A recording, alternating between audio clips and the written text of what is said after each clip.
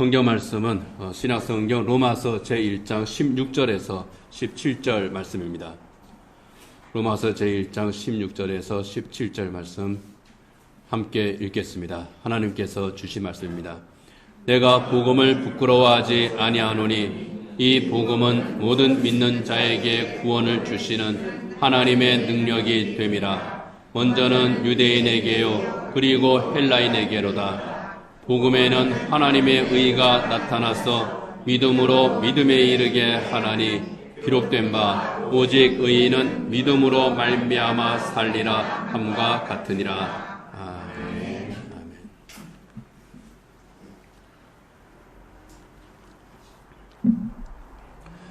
복음서 가운데 가장 먼저 기록된 복음서는 마가복음서입니다. 이 마가복음서는 이런 선언으로 시작합니다. 하나님의 아들 예수 그리스도의 복음의 시작이라. 하나님의 아들 예수 그리스도의 복음의 시작이다. 이것이 사복음서의 첫 메시지였습니다. 예수님께서도 공생의 사역을 시작하실 때에 복음에 대해서 말씀을 합니다. 나는 복음을 전하는 일을 위해서 보내심을 받았다는 겁니다. 누가복음 4장 43절에 보면은요, 예수께서 이르시되 내가 다른 동네들에서도 하나님의 나라 복음을 전하여야 하리니 나는 이 일을 위해 보내심을 받았노라. 이 일은 바로 복음입니다. 사도 바울도 나는 복음을 위해서 택함을 받았다고 그렇게 말합니다. 로마서 1장 1절에서요. 예수 그리스도의 종 바울은 사도로 부르심을 받아 하나님의 복음을 위하여 택정함을 입었으니 하나님께서 복음을 위해서 사도 바울을 택하셨다는 겁니다. 복음을 위한 사도로 택하셨고 부르셨고 파송을 하셨습니다. 복음을 의미하는 헬라어는 유앙겔리온입니다. 이 유앙겔리온은 좋은 소식이다 그런 뜻입니다. 그 당시 문서들에 보면은 주로 어디에 사용되었냐 하면은 로마 제국의 황제가 즉위할 때 또는 황제의 생일일 때 또는 승전의 소식을 전할 때 로마 제국에 좋은 일이 있을 때, 경사가 있을 때에 유앙겔리온이라는 말을 썼습니다. 그래서 영어 성경에서는 역시 좋은 소식이라는 뜻으로 가스펠 또는 굿뉴스 그렇게 번역을 했죠. 근데 여기에서 중요한 것은 복음은 소식이라는 겁니다. 소식이라고 하는 말의 뜻은 실제로 일어난 사건을 전한다 그런 뜻이에요. 일어나지 않은 사건을 전하는 것이 아닙니다. 가짜 뉴스가 아니라 진짜 뉴스, 실제로 일어난 진짜 뉴스를 전하는 것이 소식입니다. 그래서 톰 브라운이라는 신학자가 이렇게 말합니다. 어떤 일이 일어났으며 그로 인해 세상이 전혀 다른 것이 되었다고 하는 소식이 바로 복음이다. 어떤 일이 일어났다는 겁니다. 뭔가 특별한 일이 일어났습니다. 그리고 그 일로 인해서 세상이 전혀 다른 것이 되었다는 거예요. 그 이전과 그 이후에 전혀 다른 세상이 되었다는 겁니다. 그렇게 만드는 것이 바로 복음이라 하는 거죠. 복음은 실제로 일어난 소식을 전하는 진짜 뉴스입니다. 그리고 진짜 뉴스 가운데에서도 세상을 바꾸는 가장 좋은 뉴스, 굿 뉴스입니다. 그렇다면 모든 사람에게 좋은 소식인 이 복음의 내용은 무엇이겠습니까? 고린도전서 15장 3절이야 4절에 보면은요, 이렇게 말씀합니다. 같이 한번 읽어보겠습니다. 내가 받은 것을 먼저 너희에게 전하였노니 이는 성경대로 그리스도께서 우리 죄를 위하여 죽으시고 장사 지낸 바 되셨다가 성경대로 사흘 만에 다시 살아나사. 여기에 성경대로라고 하는 이 말은요, 하나님께서 성경에 약속하신 대로 그런 뜻입니다. 하나님께서 성경에 선지자들을 통해서 약속하신 그 말씀대로 일어난 사건들이죠. 이 하나님의 약속대로 예수님께서 세상에 오셨습니다. 성경에 예언된 대로 예수님께서 우리 죄를 위해서 죽으셨습니다. 그리고 사흘 만에 다시 살아나셨습니다. 그렇게 하심으로써 구원을 성취하셨다는 겁니다. 이것이 복음입니다. 이것이 예수님의 제자들과 바울이 믿고 전했던 복음의 핵심이었습니다. 초대교회 성도들이 전했고 또 우리에게 복음을 전한 그 선교사들이 우리에게 전해준, 그리고 우리의 믿음의 선배들이 믿고 또 우리에게 전해준 복음의 내용입니다. 구원은요, 하나님께서 우리를 죄로부터, 죄의 결과로부터 건져내심을 의미하죠. 그렇다면 죄의 결과는 무엇이겠습니까? 로마서 6장 23절의 말씀처럼 죄의 결과는 사망입니다. 죄의 싹은 사망이라고 했잖아요. 그 사망은 단순히 육체의 죽음을 의미하는 것이 아닙니다.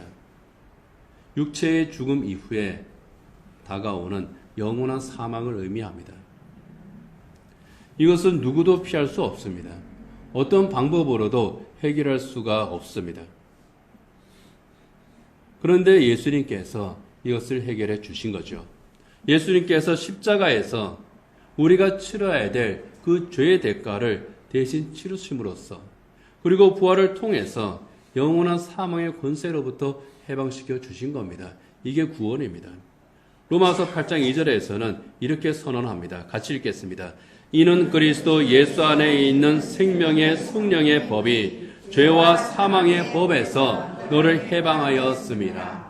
죄와 사망의 법, 죄의 대가를 치러야 되고, 그런데 인간의 능력으로서는 치를 수가 없기 때문에 영원한 사망에 이를 수밖에 없는데, 거기에서 해방시켜 주셨다는 겁니다. 해방시켜 주실 뿐만 아니라 또 하나님과의 관계를 새롭게 해주시죠. 죄로부터 구원하시고 영원한 사망으로부터 해방시키시고 또 하나님과의 관계를 새롭게 하십니다. 그 하나님과 새로워진 관계가 바로 하나님의 자녀됨이죠. 요한복음 1장 12절에서 이렇게 선언하지 않습니까? 같이 읽어보겠습니다. 영접하는 자, 곧 그 이름을 믿는 자들에게는 하나님의 자녀가 되는 권세를 주셨으니.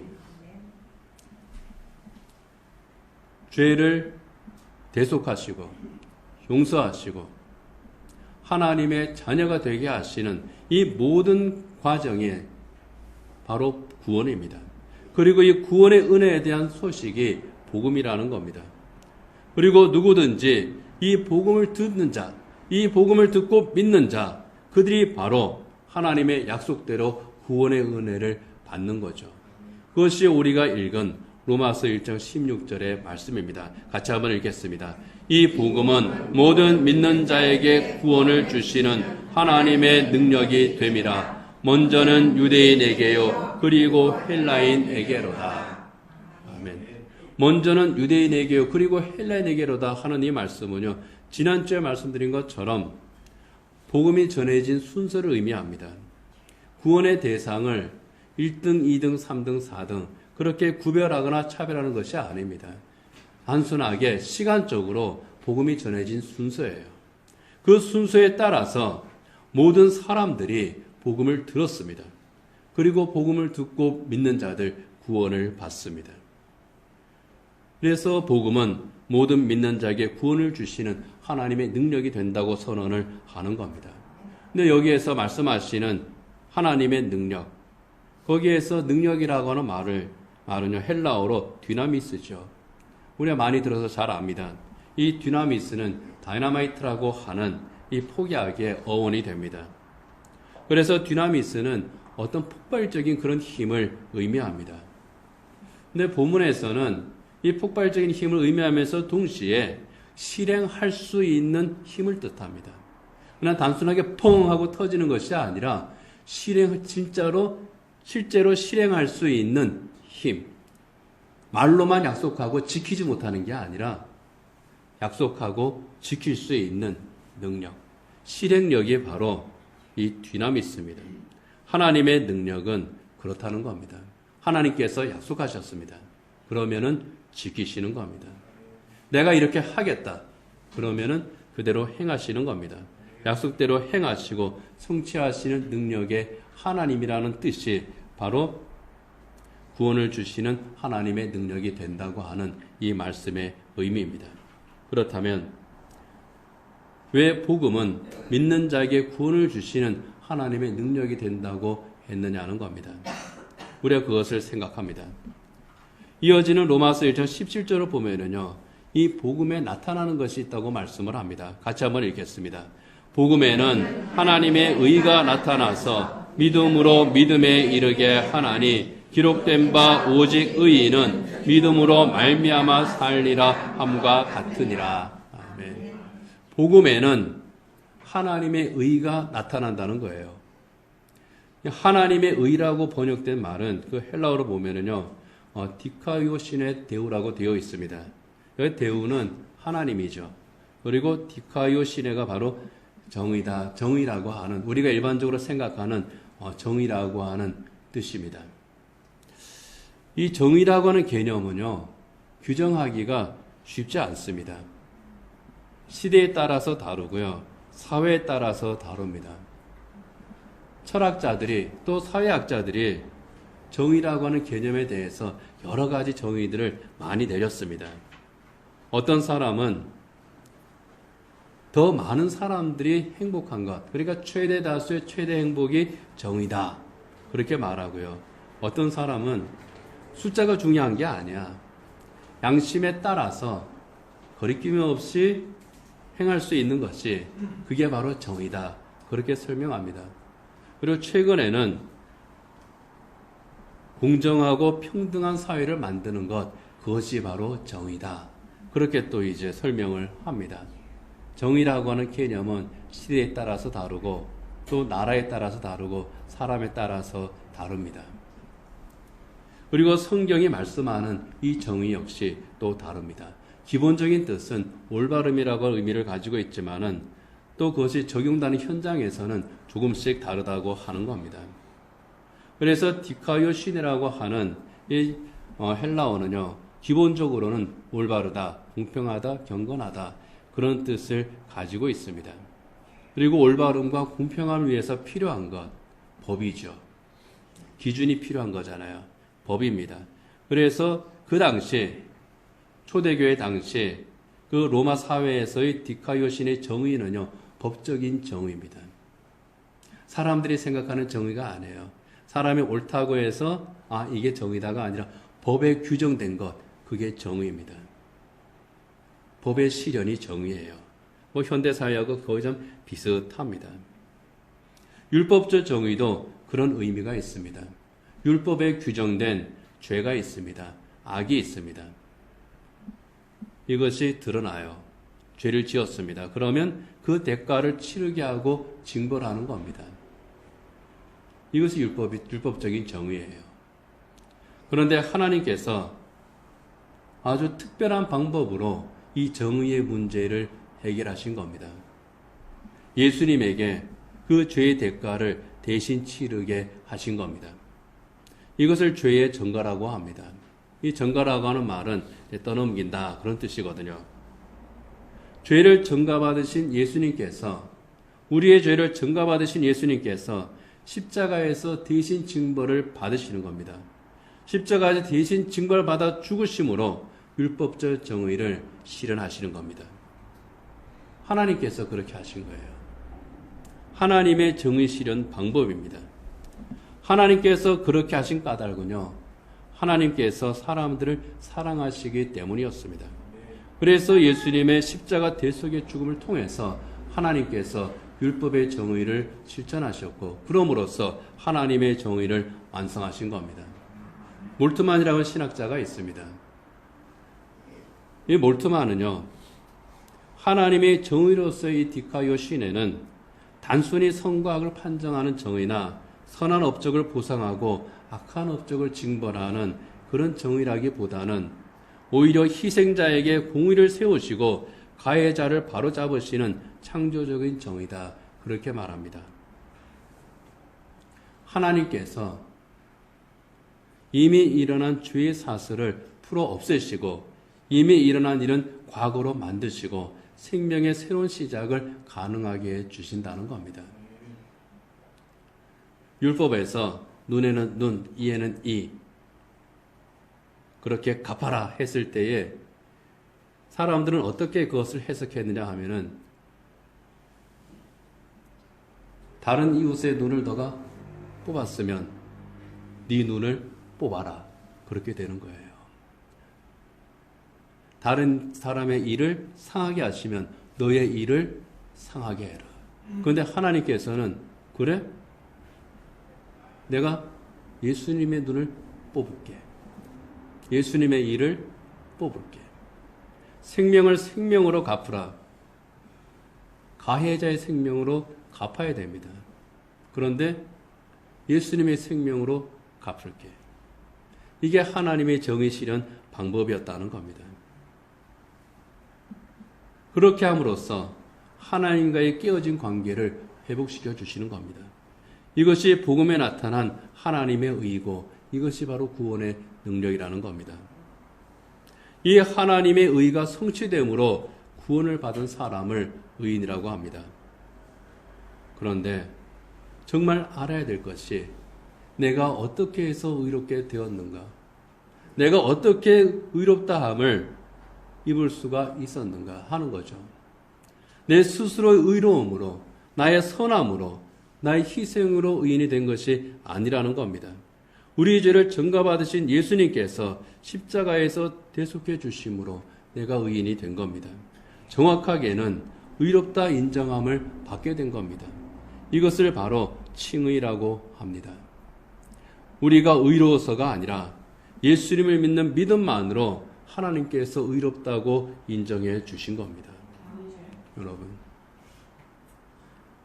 근데 하나님께서 왜 그렇게 하셨느냐 하는 거예요. 예수님께서는 왜 거기에 순종하셨느냐 하는 겁니다. 이것이 로마서 전체를 통해서 우리가 생각할 문제들입니다. 인간은 죄인입니다. 그런데 그 죄에 대해서 깊이 인식하는 사람도 있고요. 죄에 대해서 인식하지 못하는 사람도 있습니다.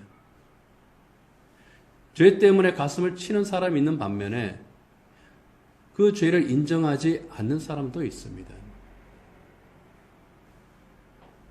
로마서는 그러한 문제들을 하나하나 짚어갑니다. 다음 주부터 우리가 상당한 기간 동안 그것을 계속 생각해 봐야 돼요. 듣기에 따라서는 좀 기분 나쁠 수도 있고, 듣기에 따라서는 왜 자꾸 죄에 대해서만 이야기하나 그럴 수도 있습니다. 그래서 로마서 설교하기가 참 부담스럽고 또 준비하는 과정에서도 어려움이 많긴 많았어요. 안 그래도 다 힘든데 좀 소망의 복음을 전해야 되는데 이 죄에 대해서 내가 얼마나 큰 죄인인지 거기에 대해서 이야기를 해야 되나? 그런데 이야기를 해야 됩니다. 죄가 얼마나 큰지 알 때, 이 죄가 얼마나 깊은지 그걸 알 때, 여러분, 정말 그것을 제대로 알 때 우리가 뭘 알게 되냐 하면은요, 하나님의 사랑과 은혜가 그것보다 더 크고 더 깊다고 하는 것을 깨닫게 됩니다. 그래서 로마서가 위대한 거예요. 죄에 대해서 그렇게 지적을 하는데 이 로마서가 정말 위대한 이유는, 모든 사람에게 복음의 위대한 능력이 될 수 있었던 이유는 죄를 깨닫는 만큼 더 큰 하나님의 사랑과 은혜를 깨닫게 하기 때문에, 그래서 로마서가 위대합니다.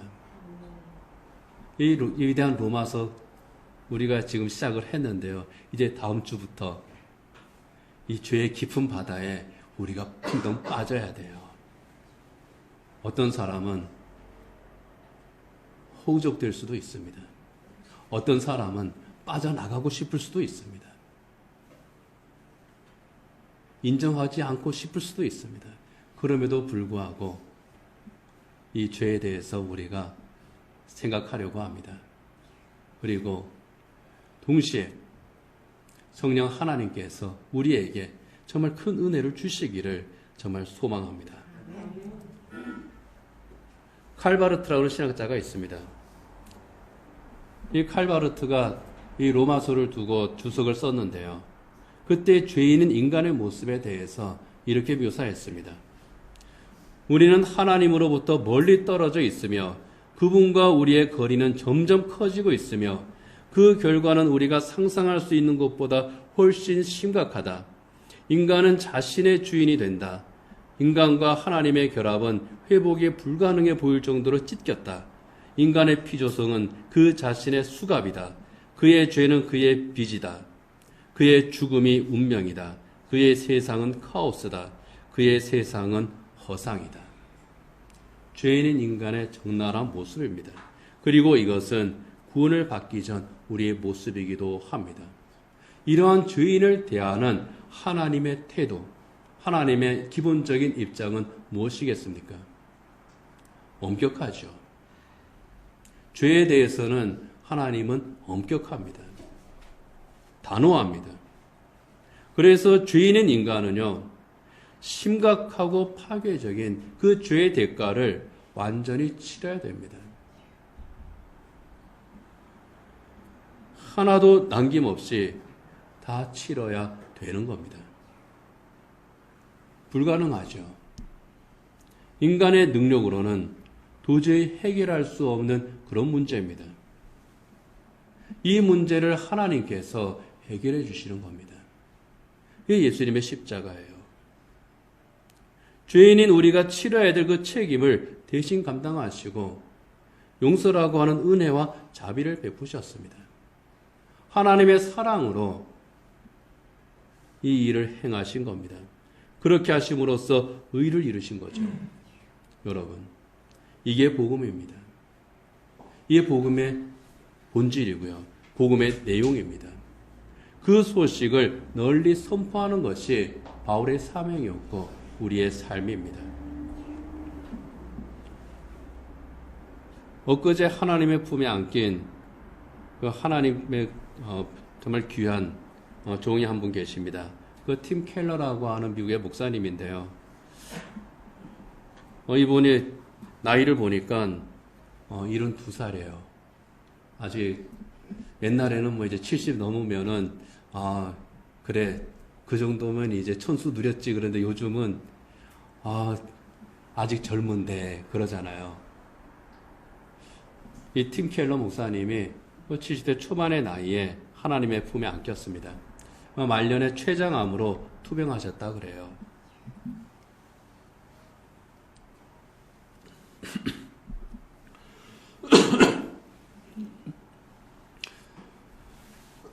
아니 갑자기 물살에 들어가지고 이 췌장암이라고 하는 것이 좀 고약한 병이죠. 발견하기도 쉽지 않고 발견하게 되면은 대부분 말기일 경우가 많다고 그럽니다. 그리고 굉장히 고통스러운 그런 그 암 중에 하나가 췌장암입니다. 근데 췌장암으로 투병하면서도 참 평안하게 그 시간들을 보내셨다고 그래요. 나를 죄에서 구원하신 하나님, 나를 의롭다고 인정하시고 나를 자녀 삼으신 이 하나님의 은혜, 이 복음의 은혜에 감사하면서 그 소망의 시간을 보내는 것이 이분의 마지막 시간들이었다고 합니다. 그렇게 할 수 있었던 것은요, 복음의 능력에 대한 올바른 이해와 믿음이 그에게 있었기 때문입니다. 그리스도의 십자가를 통해서 하나님께서 나를 용납하시는 것이 바로 복음의 능력이다. 예수님의 십자가를 통해서 하나님께서 나를 용납하셨습니다.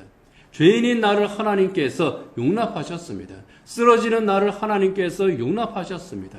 원망하는 나를 하나님께서 원망하셨습니다. 떠나가는 나를 하나님께서 용납하셨습니다. 하나님께서는 언제나 거기에 계시면서 나에게 말씀하셨고 나를 붙들어 주셨고 나를 세워 주셨고 지금도 나와 함께 계십니다. 이게 복음의 능력입니다. 이 복음의 능력이 있었기 때문에 암이라고 하는 육체의 고통이 있을지라도 그리고 그의 눈앞에 다가온 육체의 죽음이 있다고 할지라도 그를 절망케 하지 못했고 그를 꺾을 수가 없었습니다. 여러분, 우리는 복음 안에서 의롭다함을 얻었습니다. 하나님께서 주시는 새 생명을 소유한 하나님의 자녀가 되었습니다. 무엇으로요? 예수 그리스도의 십자가와 부활의 능력으로. 그리고 우리는 하나님의 자녀로서 참되고 영원한 소망 가운데 삽니다. 이 참되고 영원한 소망 가운데 살았던 복음의 사람이었기에 팀 켈러 목사님이 마지막에 유언처럼 하신 말씀이 이거라고 그럽니다. 나는 이제 예수님을 만날 준비가 되었습니다. 더 이상 기다릴 수 없습니다. 저를 본향으로 보내주소서. 빨리 죽겠습니다 하는 소리가 아니고요. 나 예수님 만날 준비 다 됐습니다. 주님도 나를 기다리시잖아요. 그런 뜻입니다.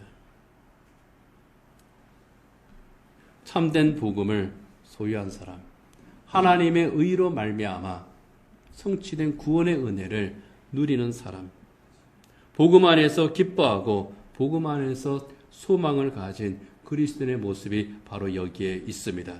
여러분, 이제 말씀을 정리하도록 하겠습니다.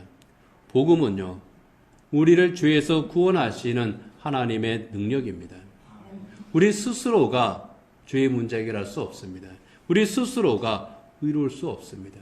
근데 하나님께서 자비를 베푸셨어요. 우리를 사랑하심으로 하나님께서 그 능력을 우리에게 베푸셨습니다. 죄인을 의롭게 하시는 그 의로우심의 능력으로 십자가를 지시는 예수님의 희생으로 성취되었습니다. 여러분, 예수님의 그 은혜로 우리의 죄가 다 사함을 받지 않았습니까? 우리가 그것을 믿고 고백하지 않습니까? 그로 말미암아 우리가 죽음을 이기고 새 생명을 얻지 않았습니까? 그로 말미암아 우리가 잃었던 그 모든 것들이 회복되지 않았습니까? 복음이 선포하는 것이 바로 그겁니다. 이것을 믿는 사람은 누구든지 구원을 받아 죄의 종이었던 옛사람을 벗고 죄에서 자유케 하심으로 하나님의 새 사람으로 하나님의 자녀로 바꾸어 주시는 그 은혜를 누리고 그 은혜 가운데 사는 겁니다. 여러분, 복음은요, 우리를 결코 잊지 않으시고 우리를 버리지 않으시고 우리를 포기하지 않으시는 하나님의 신실하신 사랑, 그 사랑으로 이루어진 좋은 소식, 이게 바로 복음이에요. 그래서 에베소서 2장 8절에서 고백하지 않습니까? 같이 한번 읽어보겠습니다. 너희는 그 은혜에 인하여 믿음으로 말미암아 구원을 받았으니 이것은 너희에게서 난 것이 아니요 하나님의 선물이라. 하나님의 선물이에요. 선물인데 가장 좋은 선물. 내 생에 가장 좋은 선물. 내 생에 가장 귀하고 복된 선물. 그것이 바로 복음입니다.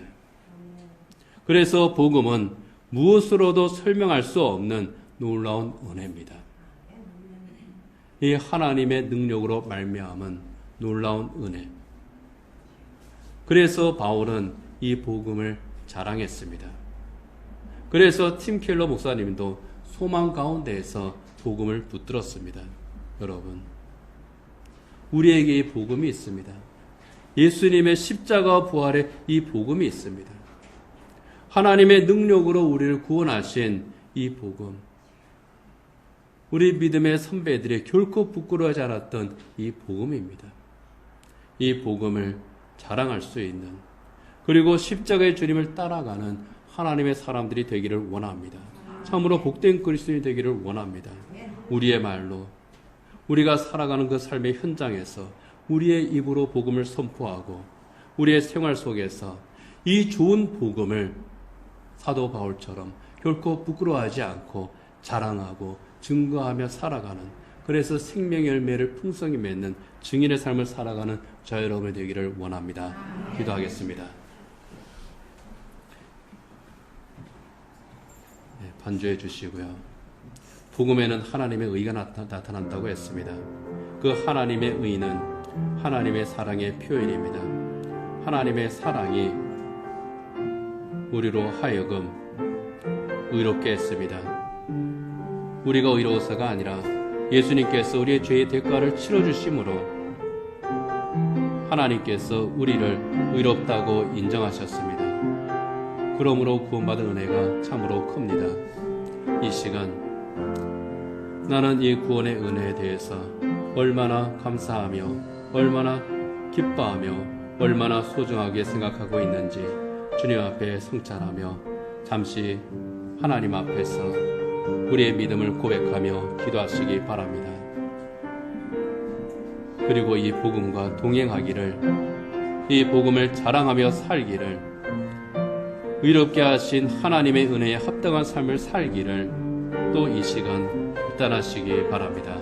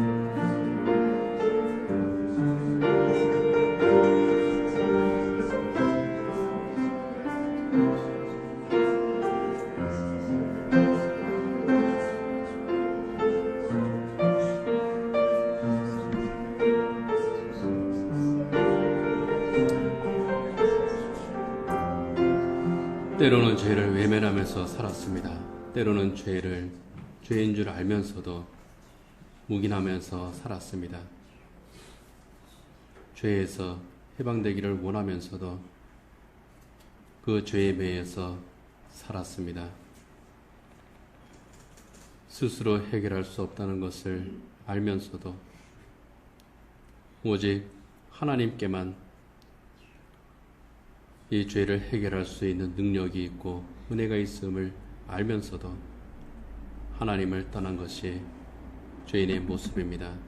그럼에도 불구하고 결코 외면하지 않으시고 포기하지 않으시는 그 하나님의 사랑이 예수 그리스도의 십자가를 통해서 우리에게 나타났습니다. 우리의 죄를 대속하셨습니다. 의롭다고 선언하셨습니다.